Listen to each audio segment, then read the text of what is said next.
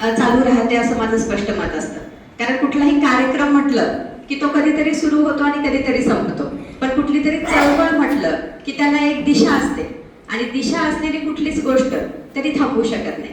आणि म्हणून मग म्हणजे आज जेव्हा मी कदम सरांशी बोलत होते येताना, म्हणजे माझं अजून एक अहोभाग्य असं की सरांनी मला बोलावलं आणि सर मला घ्यायला लातूरला आले. म्हणजे अजून किती या म्हणजे चळवळीचं आपण मोठेपण म्हणावं की अगदी या पद्धतीनं वाचकाच्या पर्यंत जो बोलणारा आहे, वक्ता आहे, त्याला तिथपर्यंत घेऊन येणं आणि त्याच्यामध्ये सातत्य ठेवणं हे खूप वैशिष्ट्यपूर्ण असं काम गेली म्हणजे 327. इट्स नॉट म्हणजे जसं आपण म्हणतो ना age is just a number, तसा हा निव्वळ नंबर नाहीये. हा खऱ्या अर्थाने हा सगळा परिश्रमाचा भाग आहे. आणि या परिश्रमाला कुणा एकट्याची साथ किंवा कुणा एकट्याच्या मुळे असं होत नाही असं म्हटलं तरी सुद्धा एक कुणीतरी पुढाकार घेणारा व्यक्ती, अधिकारवाणीनं या सगळ्या गोष्टी करणारा व्यक्ती लागतो.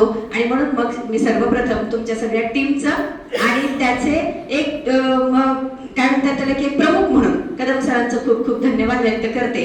आणि आजच्या या थोड्याशा वेगळ्या पुस्तकाकडे मी वळते.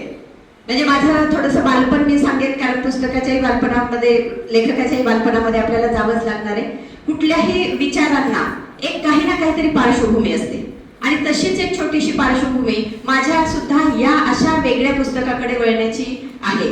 कारण माझा जो जन्म झाला डॉक्टर विठ्ठल मोरे सरांची, कॉम्रेड डॉक्टर विठ्ठल मोरे सरांची मी मुलगी, आणि हे म्हटल्यानंतर चळवळ जशी दादांच्या अंगात होती त्यांची ती चळवळ बघत बघत आम्ही जन्मलो आणि चळवळ बघत बघत आम्ही वाढलो. आणि म्हणून मग एक थोडासा म्हणण्यापेक्षा पूर्णपणे डावा विचारांचा प्रभाव, चळवळीचा प्रभाव, वेगवेगळ्या संघटना आणि वेगवेगळ्या क्षेत्रामध्ये काम करत असताना, मग दलित असतील, शेतमजूर असतील किंवा पर्यायानं शैक्षणिक ह्याच्यामध्ये सुद्धा आलेले जे काही प्रश्नांमध्ये अडकलेले शिक्षक असतील, या सगळ्यांच्या कुठल्या ना कुठल्या तरी मुवमेंटशी आम्ही अगदी लहानपणापासूनच बांधले गेलो. आणि त्या अनुषंगानं मग दादांनी जेव्हा या कार्यक्रमामध्ये पहिल्यांदा येऊन कदम सरांचं खूप कौतुक केलं होतं, तेव्हा काल सरांचा फोन आल्या मला, आणि सरांचं माहिती आहे तुम्हाला सगळ्यांना, माझ्यापेक्षा जास्त ओळख तुमची आहे. मी तर फक्त एक 4-8 वेळेला त्यांच्याशी बोलले असेल. मला 2 मिनिटात ताई पुस्तक आणि तुमचं परिचय पाठवा, आणि मी प्रवासात, आणि एका सेकंदात माझ्या डोळ्यासमोर पुस्तकाचं नाव आलं, ते म्हणजे फ्रॅक्चर फ्रीडम. असं मला वाटलं की, कारण माझा थोडासा अभ्यासाचा भाग आत्मचरित्रांचा आहे, मला आत्मचरित्र आवडतात. मी खरं तर भावनिक सुद्धा आहे, कारण मी कवी पण आहे. परंतु त्याही पेक्षा जास्त अशा एका वाचक संवादामध्ये आपल्याला जायचंय जिथं माझ्यापेक्षा वयाने खूप मोठी माणसं, माझ्यापेक्षा अगदी सगळं सहन केलेली खूप मोठी माणसं, वैचारिक खूप मोठी क्षमता असणारी माणसं माझ्या समोर असणार आहेत. आणि अशा माणसांच्या समोर जाऊन मी निव्वळ काहीतरी बाळगोत जर बोलले तर ते विठ्ठल मोरे हे जे मी पुढे नाव लावते त्याला ते योग्य होणार नाही असं मला वाटलं. आणि मग ती चळवळ सुद्धा, दादांचं जे काम अर्धवट राहिलं, ती चळवळ सुद्धा आपण कुठेतरी पुढे नेऊयात का, हा थोडासा विचार आला. आणि अगदी सरांना मी म्हटले की तसं तर जिजाऊ सावित्री व्याख्यान मला सुरू आहे, त्यामध्ये मी दरवर्षी किमान 11 व्याख्यानं देत असते. सर मला त्याही विषयावर बोलायला आवडेल, पण मी फ्रॅक्चर फ्रीडम वरती बोलू का? आणि सरांनी अगदी लगेच म्हटलं की यस, तुम्ही फ्रॅक्चर फ्रीडम वरती बोला, कारण ते खूप योग्य राहील. आणि या पद्धतीने एक नवीन पुस्तक आम्हाला सगळ्यांना कळेल. साधारणपणे अतिशय अलीकडच्या काळामध्ये आलेलं हे पुस्तक, चळवळीच्या एका माणसाने लिहिलेलं हे पुस्तक, आणि चळवळीच्या माध्यमातून अगदी कशा पद्धतीनं सध्याच्या काळामध्ये चळवळीचं अस्तित्वच नष्ट केलं जाऊ लागलंय याच्यावरती खऱ्या अर्थाने भाष्य करणारं हे पुस्तक. मला वाटतं की सध्याच्या या सगळ्या ज्याला आपण म्हणतो की मुरदार समाज व्यवस्था जी निर्माण होऊ लागली आहे, अलीकडे आपण बघायला लागलो माणसं विरोध सुद्धा करत नाहीये. चळवळ तर खूप लांबची गोष्ट झाली. कुठल्याही चळवळीचा सुरुवात असते विरोध, कुठल्याही चळवळीची सुरुवात म्हणजे जसं कार्ल मार्क्स असं म्हणतो की गुलामाला गुलाम असण्याची जाणीव करून दिल्याशिवाय तो गुलामगिरीच्या विरोधात बंड करून उठणार नाही, तो क्रांती करणार नाही. अगदी तसं आता आपल्याला कळतच नाहीये की नेमकं आपल्याला कुठल्या गोष्टींच्या वरती बोलूच दिलं जात, अभिव्यक्ती स्वातंत्र्य आपल्याला दिलं जात नाही, हे कळत नाहीये. आणि हे एक मोठं षडयंत्र वेगवेगळ्या माध्यमातून आपल्यावरती येऊ घातलंय की काय, आणि आपण त्याचा एक अगदी सहजपणे भाग होऊन जातो की काय असं वाटायला लागले. गेल्या कित्येक वेळेला म्हणजे प्रश्नांच्या वरती, मग त्या विद्यार्थ्यांचे प्रश्न असतील, मग ते शेतकऱ्यांचे प्रश्न असतील, मग ते दलितांचे प्रश्न असतील, मग कितीतरी होणाऱ्या हत्याकांड असतील, खैरलांचे सारखे एवढे मोठे मोठे हत्याकांड आपल्या दुसऱ्याकडे होऊन गेले आणि तरीही आपण सगळे समाज व्यवस्था ज्या प्रकारे त्या सगळ्या गोष्टींच्या विरोधात उभा राहायला पाहिजे होती, तो विरोध आता कुठे होताना दिसत नाहीये. हे काय? ज्या महाराष्ट्राला एक पुरोगामी चेहरा, ज्या महाराष्ट्राला एक वेगळी वाटचाल आहे, ज्या महाराष्ट्रामध्ये सगळ्या समाज सुधारकांची नावं आपण अगदी एवढ्या उंचीवर नेऊन पोहोचवण्यासाठी काम करण्यासाठी कटिबद्ध आहोत, त्या महाराष्ट्रामध्ये या सगळ्या गोष्टींचं नेमकं स्वरूप सध्याचं काय आहे हे सगळं सांगणारं पुस्तक मला फ्रॅक्चर्ड फ्रीडम वाटलं. म्हणजे मी एका प्रवासावरून येत होते आणि त्यावेळेला हे प्रकाशित झालं होतं. प्रकाशनासाठी सुद्धा त्यांना खूप त्रास झाला. लोक वाङ्मयगृह जे शेवटी डाव्या विचारांचं थोडंसं आहे, त्यांनी मग त्याला थोडंसं हे केलं आणि ते प्रसिद्ध झालं. परंतु म्हणजे त्याच्यावरती एक वेगळ्या पद्धतीची लगेचच टीका आणि टिप्पणी सुद्धा सुरू झाली. म्हणजे अजून आपण त्याला नीट समजूनच घेतलं नाही तोपर्यंतच एखादी कलाकृती सुद्धा आपल्यामधून बाहेर फेकून टाकायची एक व्यवस्था एक वेगळ्या पद्धतीची सुरू होते असं वाटल्यानंतर मी त्या प्रवासातच ते पुस्तक ऑर्डर केलं होतं आणि घरी आल्या आल्या दुसऱ्या दिवशी मी ते वाचत होते. दिवसभर वाचत होते. 1.5 दिवसामध्ये मी ते पुस्तक संपवलं. माझा मुलगा मला विचारत होता की आई एवढं काय आहे या पुस्तकामध्ये? पुस्तकाचा शब्दच तर फ्रॅक्चर्ड आहे आणि फ्रॅक्चर्ड अशा पुस्तकात तुला एवढं काय सापडलंय की तू 1.5 दिवस झालं उठत नाहीयेस? मी म्हटलं तेच आहे जे सध्याचं फ्रीडम पूर्णपणे आपलं जे होतं ते कुठेतरी फ्रॅक्चर्ड, ते कुठेतरी तुटक्या मुटक्या अवस्थेत, ते कुठेतरी म्हणायला स्वातंत्र्य पण खऱ्या अर्थाचं स्वातंत्र्य आपल्याला अबाधित राहताना दिसत नाहीये आणि त्याचा लेखाजोखा आणि एक वेगळ्या ह्याच्यात म्हणजे खरं तर ते आत्मचरित्र आहे. खरं तर ते इंग्लिश मध्ये आहे, त्याचं रूपांतर केले अनघा लेलेंनी. खूप सुंदर असे शब्द आणि अतिशय जिवंत असे सगळे प्रसंग उभा करण्याचं एक कसब त्यांनी आपल्या मनाला लावलेलं आहे. आणि या सगळ्यांच्या वरती सगळ्यात महत्वाचं माणसं नेहमीच आपल्या सगळ्या अगदी पुस्तकाचे सुद्धा 3 भाग आहेत.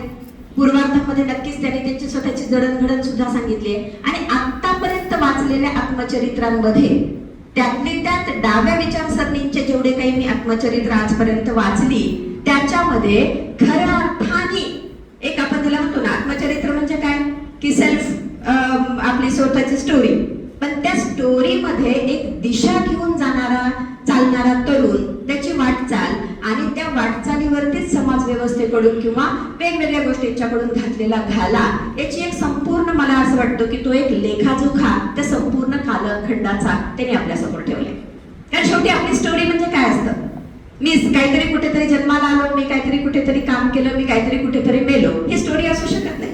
माझ्या जीवनाला काहीतरी एक दिशा होती का आणि ती दिशा किंवा तो मार्ग अवलंबताना मला त्या एका ध्येयापर्यंत वाटचाल करताना काय काय टप्पे सहन करावे लागले, काय काय अनुभव आले आणि ह्या अनुभवांची जी काही शिदोरी असते ती खऱ्या अर्थाने आपल्या संपूर्ण आयुष्याची कहाणी किंवा कथा होते. आणि त्या अनुषंगाने एक इंग्लिश विषयाची अभ्यासिका म्हणून सुद्धा मला एक वेगळ्या पद्धतीचं आत्मचरित्र वाटलं आणि म्हणून की काय मला असं वाटलं की आपण याच पुस्तकावरती बोलायला हवं आणि पुन्हा एकदा या सगळ्या चळवळींचा जो काही एक काय म्हणतात त्याला एक गॅप पडत चाललाय, एक खूप मोठं अंतर पडत चाललंय, या सगळ्या अंतराला कुठेतरी आता आपण सगळ्या सुशिक्षित सुजाण सगळ्या नागरिकांनी याच्याकडे पुन्हा एकदा डोळसपणे बघणं गरजेचं आहे.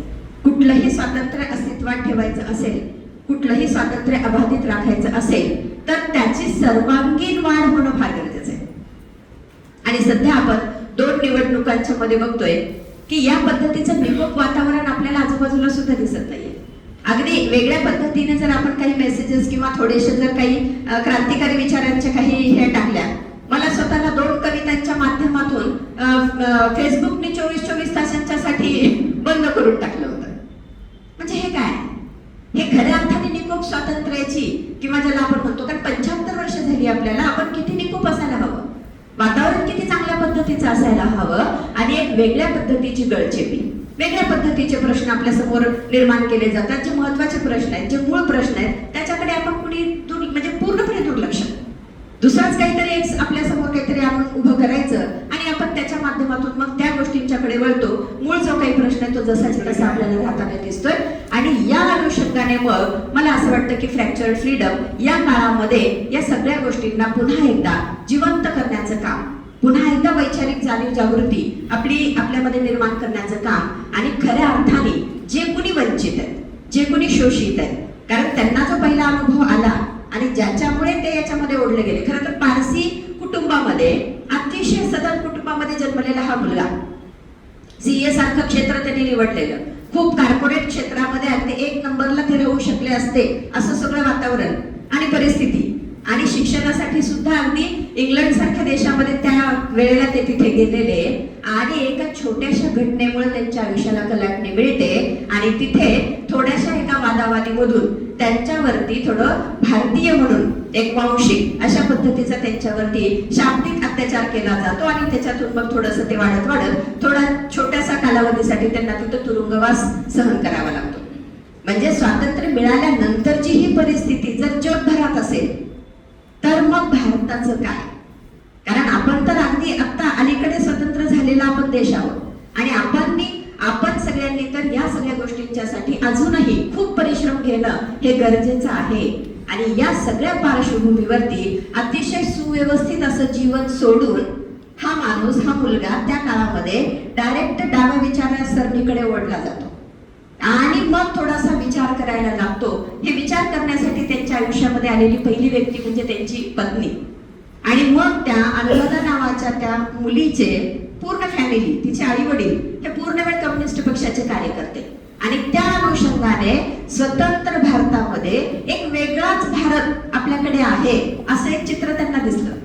म्हणजे भारत तर स्वतंत्र आहे का? हो.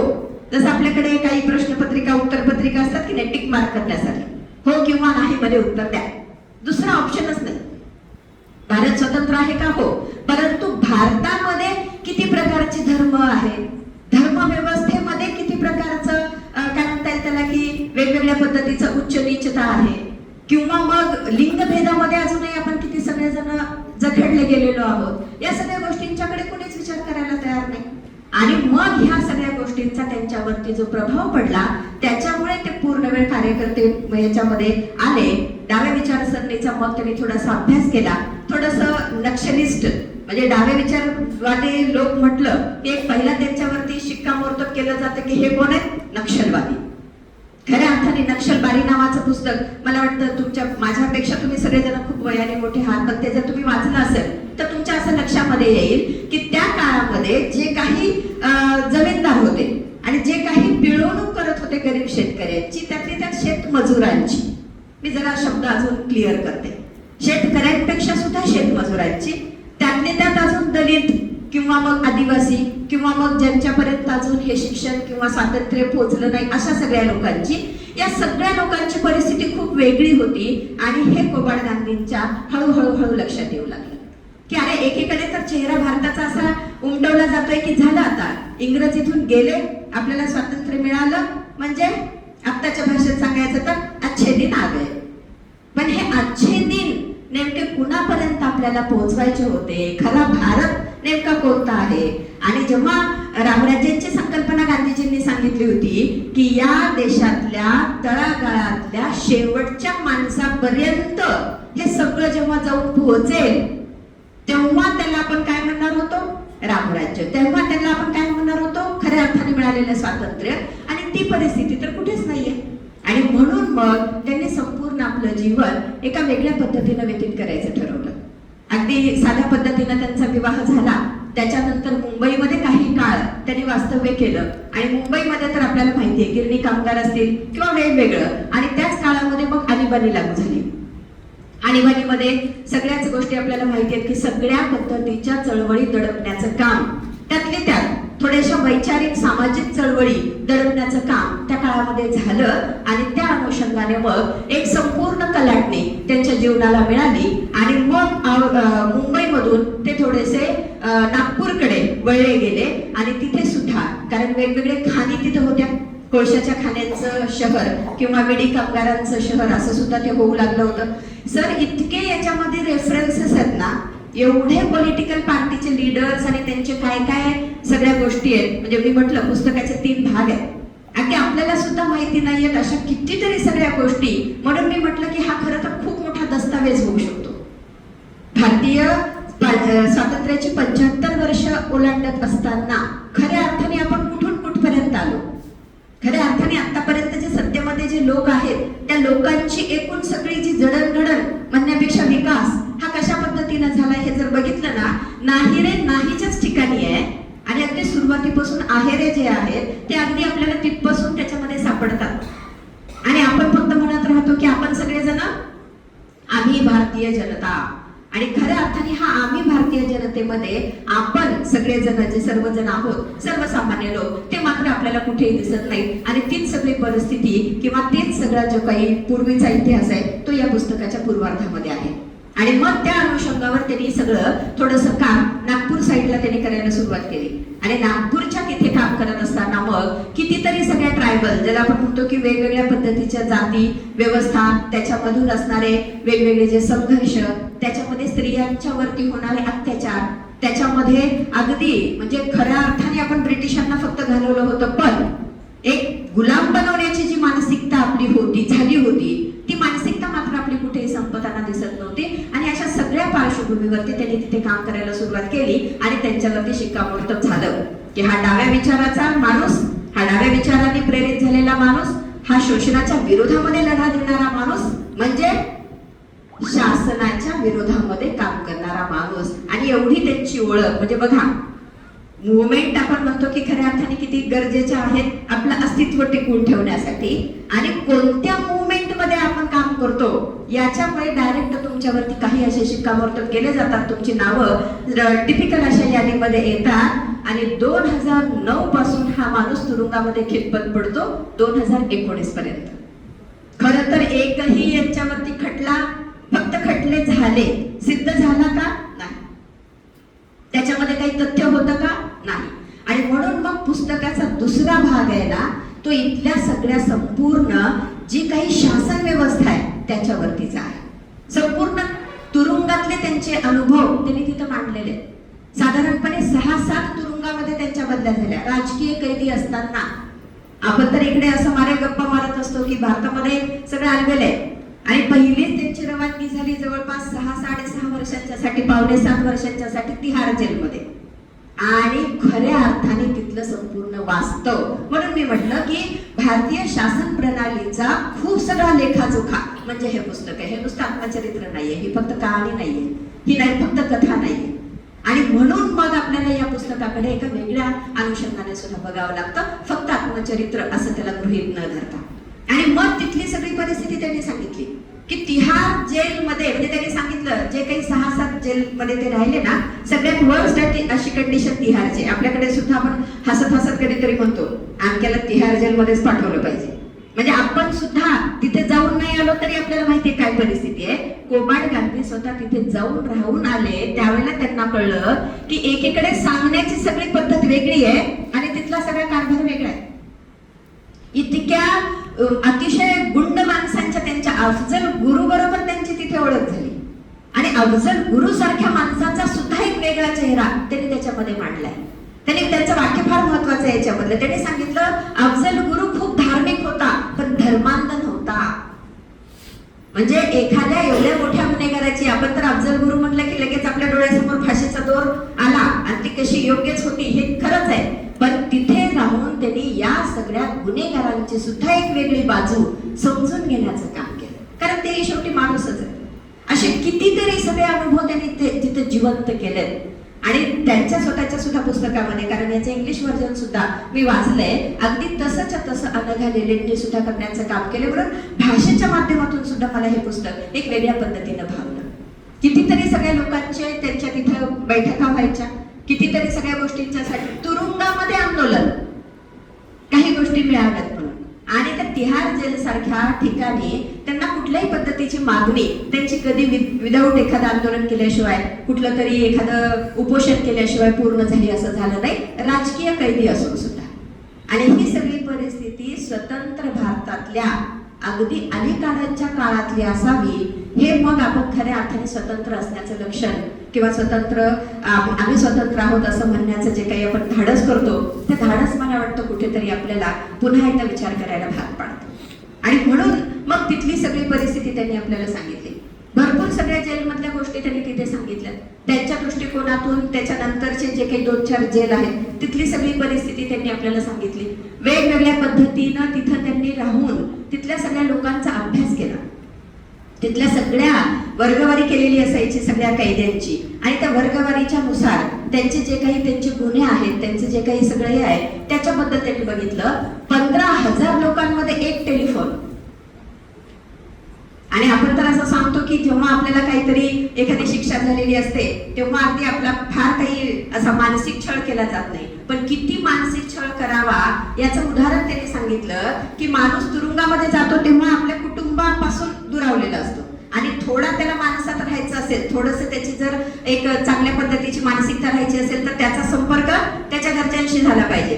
तर घरच्यांशी बोलण्यासाठी तिथं त्यांना म्हणजे पैसे द्यावे लागायचे, तिथं त्यांना लग्गा लावा लागायचा आपल्या मराठवाडी भाषेमध्ये, तिथं त्यांना वेगवेगळ्या पद्धतीनं त्या अधिकाऱ्यांशी हात मिळवणी करावी लागायची, आणि 15,000 लोकांमधून त्या एका टेलिफोनवरून तुमच्या घरच्यांनी, त्यावेळेस काही प्रत्येकाच्या घरी फोन नसतील, कुठेतरी फोन केलेला तो जर उचलला आणि त्याच्यानंतर त्यांची आणि घरच्यांचं नुसतं बोलणं होण्यासाठीची सुद्धा ही परिस्थिती आहे.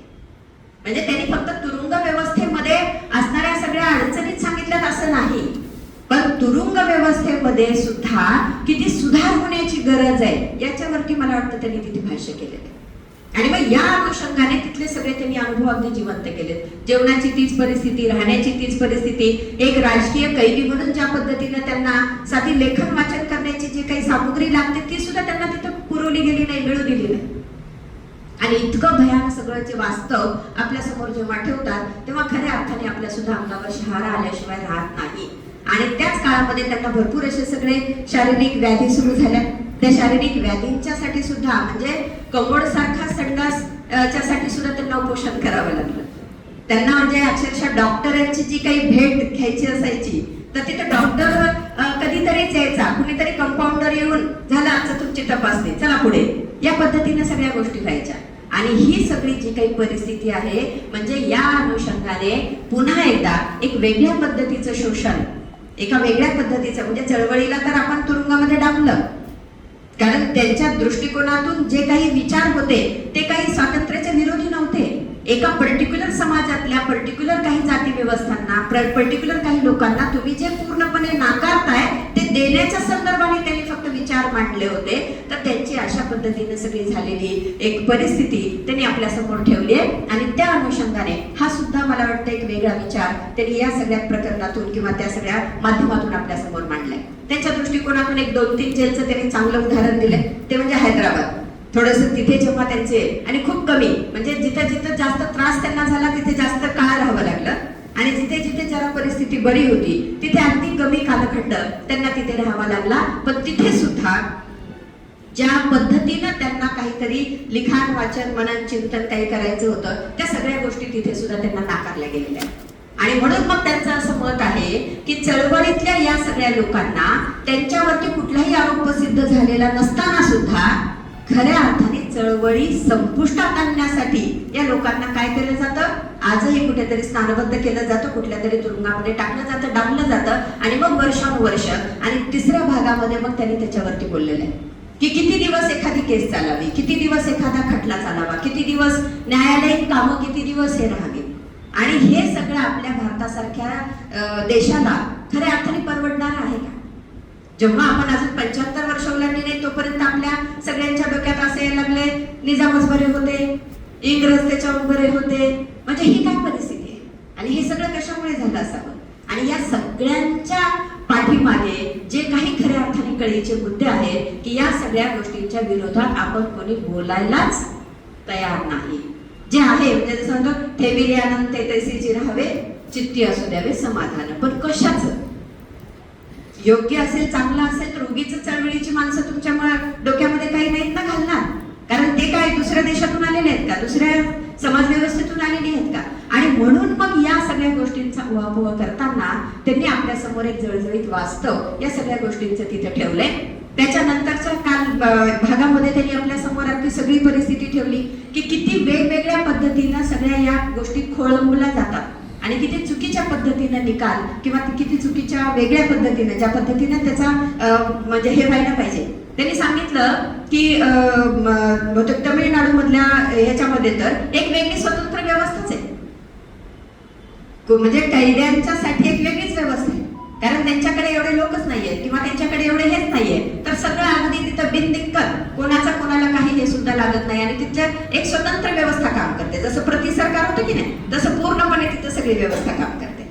ज्यांच्याकडे काही नाहीये ते बाहेरही असेच आहेत, त्यांना काहीच मिळत नाही. आणि ज्यांच्याकडे काही आहे अशी माणसं अगदी तुरुंगामध्ये सुद्धा, ज्याला आपण म्हणूया की तिथं सुद्धा सरंजामदारी किंवा त्यांची जी काही हे आहे ते सगळं तिथं सुरू आहे. आणि अशा सगळ्या अनुषंगाने त्यांनी लिहित असताना आपल्याला पुन्हा एकदा जागेवर आणण्याचं काम केलंय की हे सगळं बदलायचं असेल तर या सगळ्यांच्यासाठी आपली एक वैचारिक बैठक, एक आपली खऱ्या अर्थाने समाजाप्रती असणारी जी काही एक आपला कर्तव्यनिष्ठता आणि खऱ्या अर्थाने स्वतंत्र भारताचा एक स्वतंत्र नागरिक म्हणून प्रत्येकाने या सगळ्या लोकशाही मूल्यांची कशी पायमल्ली होणार नाही, माझ्या बरोबर तर नाहीच नाही, पण माझ्या आसपासच्या सुद्धा आजूबाजूच्या सुद्धा कुणाबद्दल कशी ती होणार नाही याची दक्षता घेणे म्हणजे स्वातंत्र्याचं रक्षण.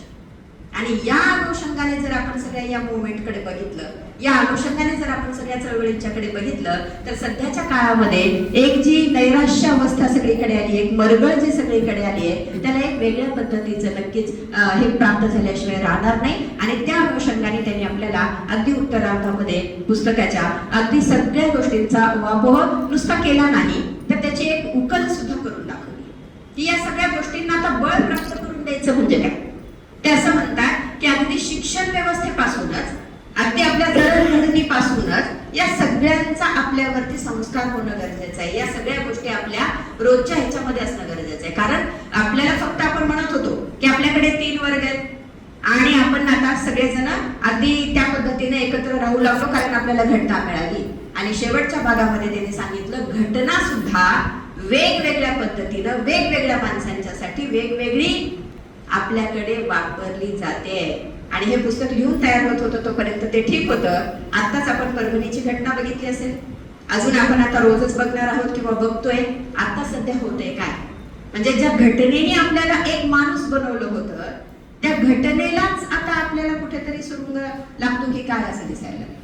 त्या घटनेलाच एक काहीतरी एक वेगळी अजून स्वतंत्र दुसरं काहीतरी एक घटना किंवा स्वतंत्र एक दुसरी अशी काहीतरी व्यवस्था निर्माण होते की काय असं आपल्याला वाटू लागलंय. आणि अजूनही आपण जर विचारच करणार नसू तर खऱ्या अर्थाने अगदी पारतंत्र्यातली परिस्थिती बरी अशी म्हणण्याची वेळ आपल्यावरती येईल. कारण पारतंत्र्यामध्ये असताना आपल्याला आपला शत्रू माहित होता, कुणाबरोबर लढायचे माहित होतं, इंग्रज कसा दिसतो, त्याचे काय कारनामे आहेत आपल्याला कळत होतं.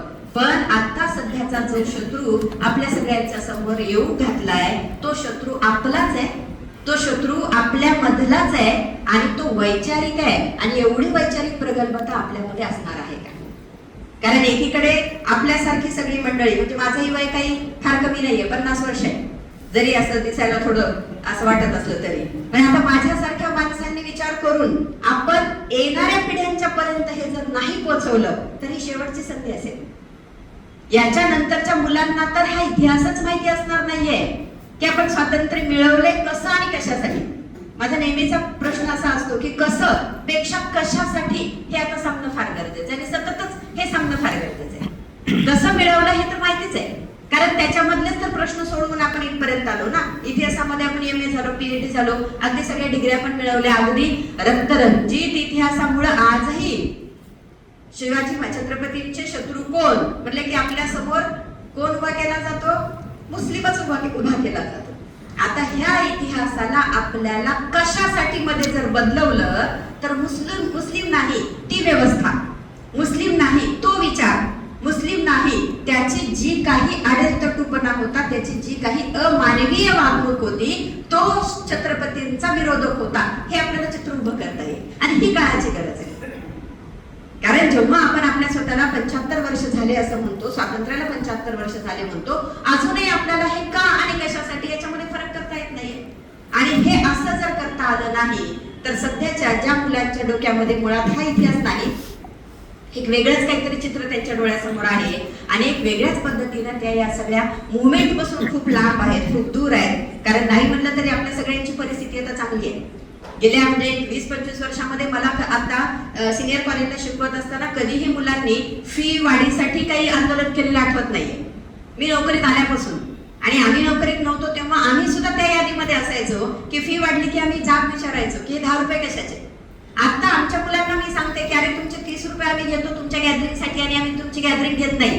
पोरं असे बघत बस बरं 30 रुपये घेतो घ्या नाही मॅडम 30 रुपयाचं एवढं 30 एक करून आहे 30 रुपये म्हणजे काय ही परिस्थिती. हक्कांच्यासाठी सुद्धा आपण आज बोलायला तयार नाहीत अशी तरुण पिढी आणि ज्यांनी सगळं सोसलंय आणि आता पोराचं मस्त चाललंय 22 लाखाचं 50 लाखाचं पॅकेज आहे माझंही मस्त चाललंय पोराबरोबर असं म्हणून आपल्यामध्ये सुद्धा एक आलेलं त्याला आपण म्हणूया की असं प्रौढ आणि एकदम असं काय म्हणतात त्याला की अशी वेगळी अवस्था अशा सगळ्यांच्या मध्ये मग नेमकं कशा पद्धतीने ह्या देशाची पुढची वाटचाल असणार आहे. नुसतंच आपण म्हटलो की 2000 म्हणजे अगोदर आपल्याला सांगितलं 13 होईल मग आता थोडंसं वाढून मग म्हणले 24 आता म्हणले 24 पण नाही 47 तोपर्यंत तुम्ही आम्ही कुणीच नसणार आहे तिथं माहित नाही कधी